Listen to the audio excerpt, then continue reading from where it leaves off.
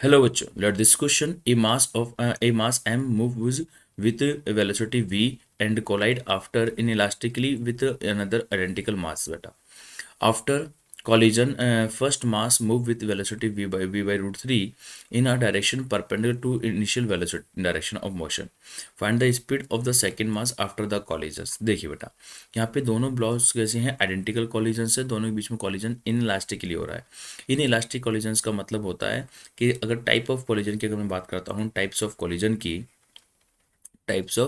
Collision, तो type of collision जो आप देख रहे हैं बेटा, टाइप ऑफ कॉलिजन बेटा कैसा है, इन इलास्टिक है।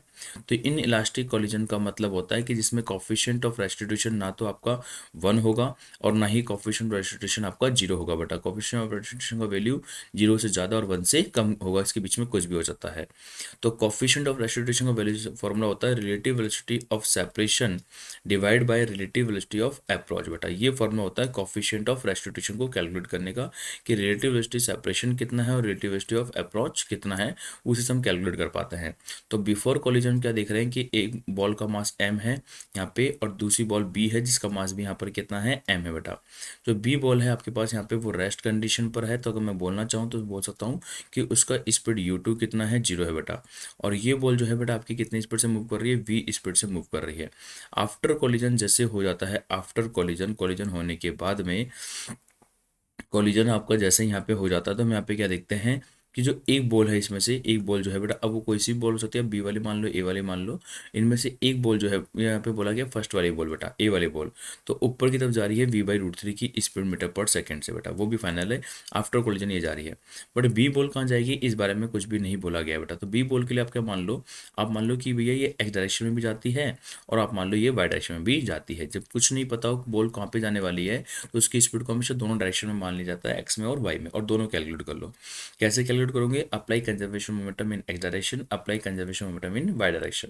आइए हम यहाँ पे अप्लाई करते हैं एक बार conservation momentum in X direction.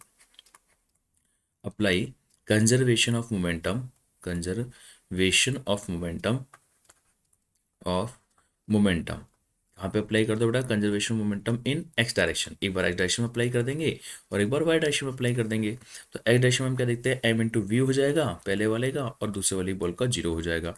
और यहाँ पे हम देखेंगे तो इसका तो 0 हो जाएगा, ए वाली का, बी वाली का M V into V X हो जाएगा। ये मास सभी के सेम है, एम इंटू वी एक्स। तो हमने क्या देखा, वी एक्स किसी बराबर आ गया, वी के बराबर आ जाता है।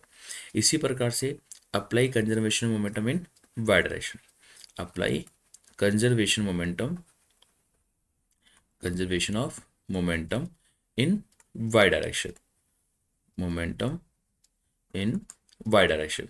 तो वाई डायरेक्शन में अप्लाई करते हो तो आप क्या देखते हो कि इनिशियली इसका मोमेंटम वाई डायरेक्शन में कितना है, 0 है, इसका भी वाई डायरेक्शन में कितना है, 0 है। तो इनिशियली दोनों का मोमेंटम वाई डायरेक्शन में 0 है। इधर देखें तो इनिशियली वाई डायरेक्शन मोमेंटम कितना है, एम वी बाई रूट 3 है, तो एम वी बाई रूट 3 है बेटा। और दूसरे का वाई डायरेक्शन कितना है, एम वी वाई डायरेक्शन में है बेटा। तो वाई डायरेक्शन में स्पीड कितनी आ जाती है, सॉल्व करने पे माइनस का वी बाई रूट 3 आ जाती है, मतलब वो आपका वर्टिकली डाउनवर्ड जाएगा।